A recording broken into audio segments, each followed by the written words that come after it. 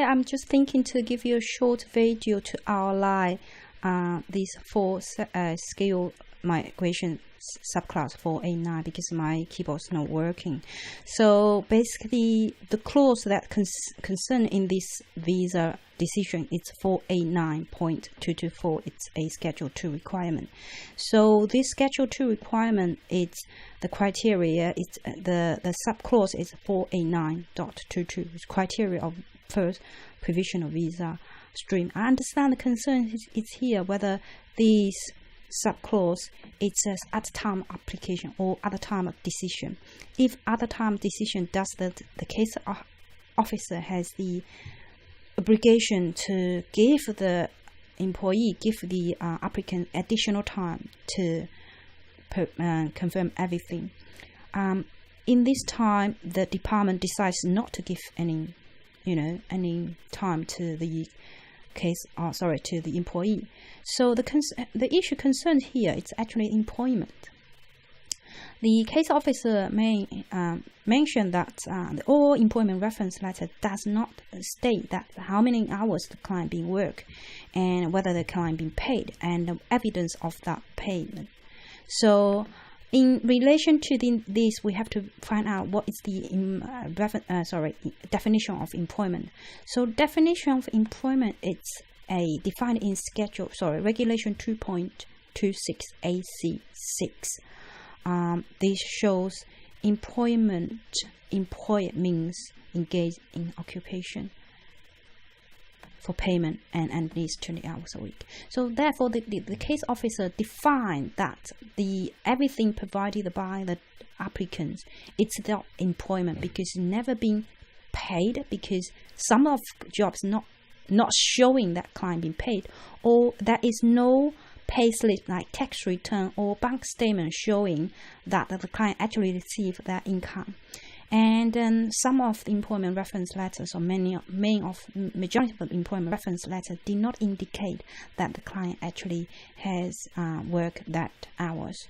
So the case officer has no obligation to follow the decision of the skill assessing body. And if they decided that employer it's about 20 hours a week and then be paid, then the client does not satisfy this requirement of Schedule 2. We actually have, if we go to AAT, that should be okay, because we can use Section 45 to argue that and then to provide that while during the waiting time. But in this scenario, the department has no statutory right to vacate. They call to revisit a decision if they already made, even this decision is made by error. I can see a few recently department has been really aggressive in making decisions. They don't have obligation to revisit a decision or decide to not to refuse. So in this case, they have dedicated power. They have dedicated power to refuse or grant someone's visa.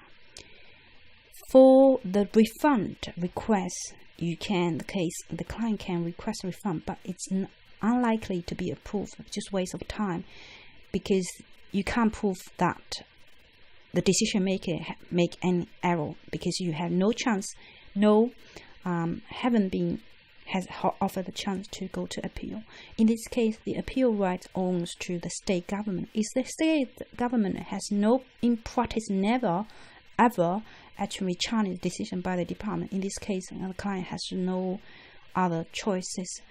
In this regard, I think we are, as a processing office, as a migration agent, we actually owns no obligation to this as well, because the client have completed work in the last 10 years, and these reference letters has been provided to them many years ago. That it is some of the company employees the work that's already went bankrupt. That's impossible to have them have it back. So although it's really sad, but we didn't do anything wrong in this scenario. And in fact,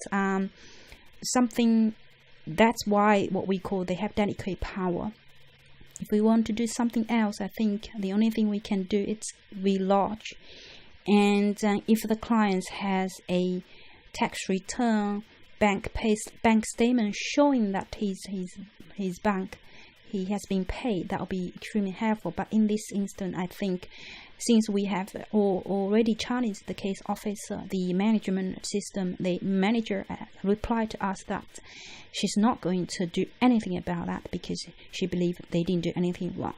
Okay, well, if even they did do anything wrong, they just don't admit because they have the delicate power in this regard. I hope this helped. Thank you.